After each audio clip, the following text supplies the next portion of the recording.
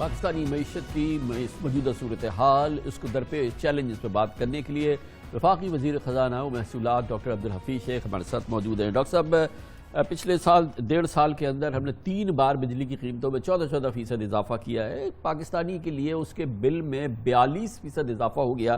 چلے وہ آنسو پوچھ لیتا، مگر اس دوران سرکولر ڈیٹ میں مزید وہ ڈبل ہو گیا، مزید 2.3 ٹریلین اضافہ ہو گیا۔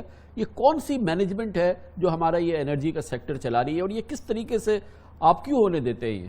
جی، میرے خیال میں بجلی کا جو سیکٹر ہے ایک کافی عرصے سے ایک پرابلم سیکٹر رہا ہے، اور جتنا اس وقت اس کے اوپر فوکس ہے اور جتنی سٹیپس لی جا رہی ہیں اس مسئلے سے نپٹنے کے لیے پہلے کبھی نہیں لی گئی ہیں۔ میں آپ کو بتاؤں کہ ایک چیز کرنے سے فرق نہیں پڑے گا، اس میں 6، 7، 8 چیزیں کرنی ہیں، اور وہ اس وقت تمام چیزیں کی جا رہی ہیں۔ ان کے اثرات جو ہیں آنے میں میرے خیال میں 9 مہینے سے 12 مہینے مزید لگیں گے۔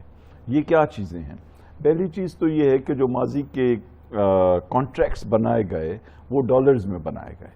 اب اس سلسلے میں کوئی 53 آئی پی پیز کے ساتھ ایک معاہدہ ہونے جا رہا ہے، جو کہ تقریباً ہو چکا ہے۔ اگلے ہفتے 10 دن میں اس کو کابینہ سے اپروول مل جائے گی۔ یہ کمپلیٹ ہو گیا ہے ڈاکٹر صاحب؟ کیونکہ کل سی سی او ای کی میٹنگ تھی، اس میں اس کو اپروو کرنا تھا، پھر ڈیفر کر دیا۔ ایسی کوئی بات نہیں ہے جی، یہ بالکل اپروو ہونے جا رہا ہے، چونکہ سی سی او ای میں صبح کو وہ سمری آئی، اور یہ اتنا اہم ایشو ہے کہ اس پہ سوچا گیا کہ یہ ویکینڈ دے دی جائے کہ لوگ سب مطمئن ہو جائیں اور آ کے اچھے انداز میں کنٹریبیوٹ کریں۔ there is no problem، منگل کو کیبنٹ میں یہ اپروو ہو جائے گا سر؟ انشاءاللہ جی، کیونکہ یہ کیبنٹ کا اور اس گورنمنٹ کا بڑا انیشیٹو ہے اور ہمیں کرنا ہے، اور اس سے تقریباً 800 ارب روپے کا فائدہ ہوگا گورنمنٹ اور کنزیومرز کو آنے والے، یعنی over a period of time, اور اس کے لیے ہم 450 ارب روپے ان آئی پی پیز کو بھی دینے جا رہے ہیں، جو کہ ماضی کے بل ہیں۔ تو ایک بہت آپ کی طرف سے وہ پرابلم نہیں ہے، یہ جو 450 ارب دیے جا رہے ہیں، یہ you have made that available? انشاءاللہ یہ 2 قسطوں میں دیے جائیں گے۔ پہلی قسط فوری طور پہ دی جائے گی 40%، اور اس کے بعد جو 60% ہے وہ انشاءاللہ اگست میں دی جائے گی۔ دوسری چیز یہ ہے کہ کئی جنریشن پلانٹس چل رہے تھے جو کہ انیفیشنٹ ہیں، جو ان کی ٹیکنالوجی بالکل ناقص ہے، تو ان کو بند کیا جا رہا ہے۔ تیسری چیز یہ جو ڈسٹریبیوشن کمپنیز کا نظام ہے، اس میں کچھ ڈسٹریبیوشن کمپنیز ہیں، خاص طور پہ جیسے قبائلی علاقے میں، کوئٹہ میں، سندھ کے رورل ایریاز میں، ان میں کلیکشن کا ایک مسئلہ رہا ہے۔ یہ بھی طے کیا گیا ہے کہ کلیکشن کا کام جو ہے وہ پرائیویٹ سیکٹر کو سونپا جائے مینجمنٹ کانٹریکٹس کے تھرو۔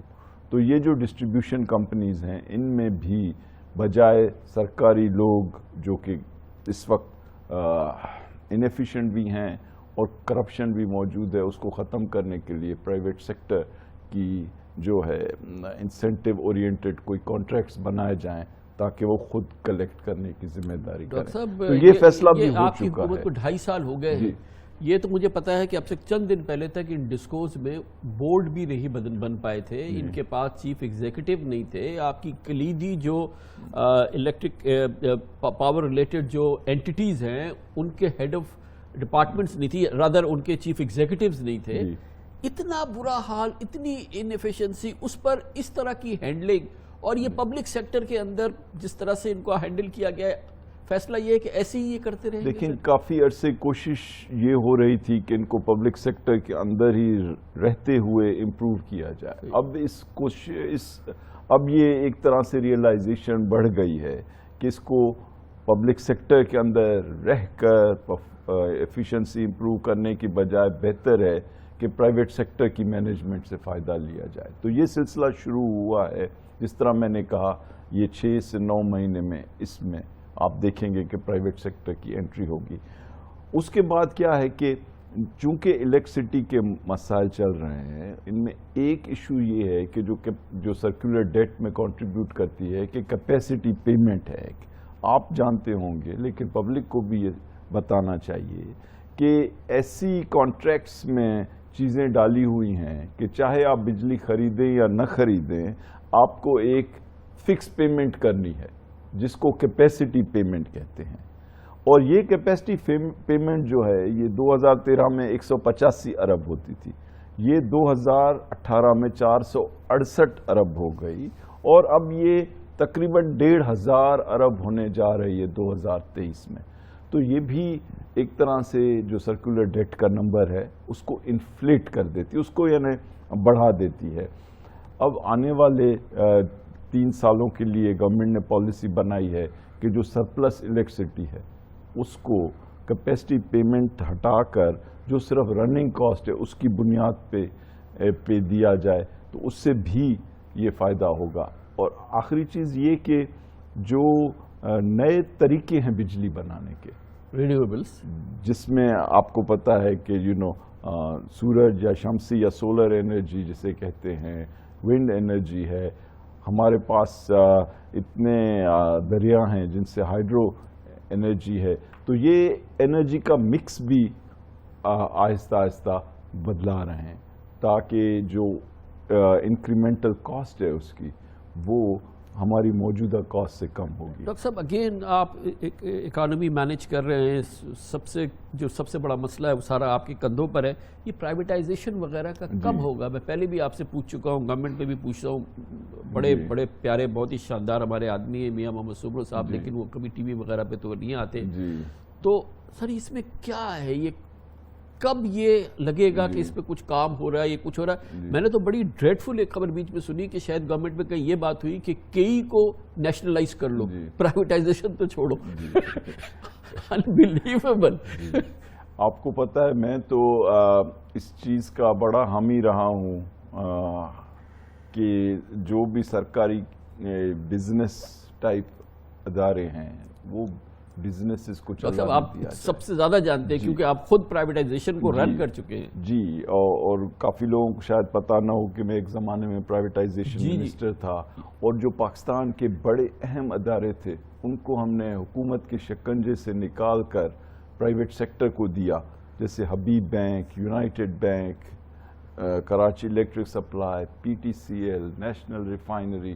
اور یہ ادارے جو ہیں جب سے نیشنلائز ہوئے تھے 20 25 سال 30 سال یہ نیشنلائز یعنی حکومت کے اندر رہے، اور انہوں نے ٹکا بھی ڈیویڈنڈ نہیں دیا.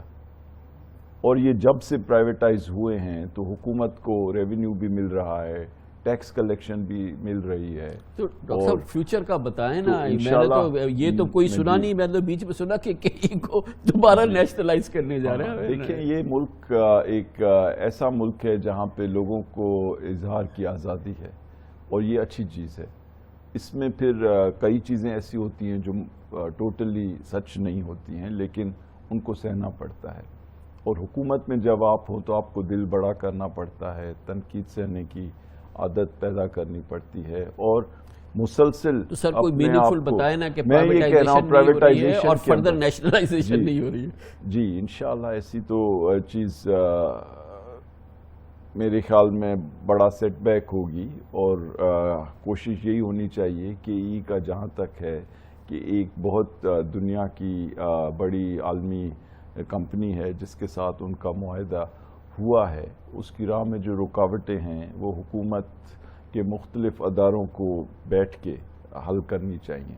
اور یہی فوکس ہے. جی ہاں، اس میں اور بقایا جو پرائیویٹائزیشن ہے، ہمیں یہ جو ہے ریکگنائز کرنا چاہیے کہ کرونا وائرس کی وجہ سے یہ پروگرام متاثر ہوا، کیونکہ اس میں باہر کی کافی اچھی پارٹیز آئی ہوئی تھیں، لیکن جب کرونا وائرس ہوا اور وہ ٹریول ہی نہیں کر سکی تو یہ 6 سے 8 مہینے جو سیٹ بیک ہوا ہے، میرے خیال میں گورنمنٹ کی نیت صحیح ہے، گورنمنٹ کا ایفرٹ ہے، انسٹیٹیوشنل کیپیسٹی جو ہے اس کو بھی بڑھایا جا رہا ہے، اور بڑی کمپنیز کو ہائر کیا جا رہا ہے ان کو پرائیویٹائز کرنے کے لیے ایز ٹرانزیکشن مینیجر. لیکن اس میں سچ بات یہ ہے کہ کرونا وائرس کی وجہ سے ڈیلے ہوا ہے. ڈاکٹر صاحب IMF پروگرام کی کیا پوزیشن ہے؟ کب یہ دوبارہ پراپرلی، یعنی کہ مجھے پتا ہے کہ یہ سسپینڈڈ یا آپ لوگ اس کو استعمال نہیں کرنا چاہتے، لیکن کب ہم یہ دوبارہ بیک آن ویلز ہوگا؟ جی، پاکستان اور IMF کے تعلقات بہت اچھے ہیں، اور پاکستان اور IMF اپنی جو ریلیشن شپ ہے اس کو ایک اچھے انداز میں مینیج کر رہے ہیں.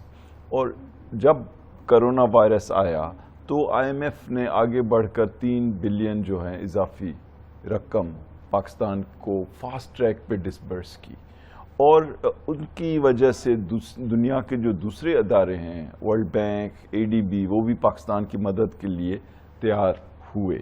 اب جب کرونا وائرس آیا تو ہم نے IMF سے کہا کہ یہ ایسا موقع ہے کہ ہم اپنے لوگوں کو سختی سے ٹیکس نہیں کلیکٹ کرنا چاہتے، ہم بلکہ ان کے لیے مراعات دینا چاہتے ہیں، ان کے لیے آسانیاں پیدا کرنا چاہتے ہیں، اور حکومتی اخراجات بڑھا کر ان کی مدد کرنا چاہتے ہیں. تو IMF نے اس پہ ایگری کیا. پھر جب ہم نے کہا کہ ہم امپلائمنٹ جنریشن کے لیے ایک بہت زبردست کنسٹرکشن پیکیج دینا چاہتے ہیں، تو ان تمام چیزوں کی وجہ سے ایک پاز لیا گیا. یعنی دونوں نے اگری کیا کہ چند مہینے ہم یہ پالیسیز اختیار کریں جو ہمیں کرونا وائرس سے اچھے انداز میں اٹھا لیں.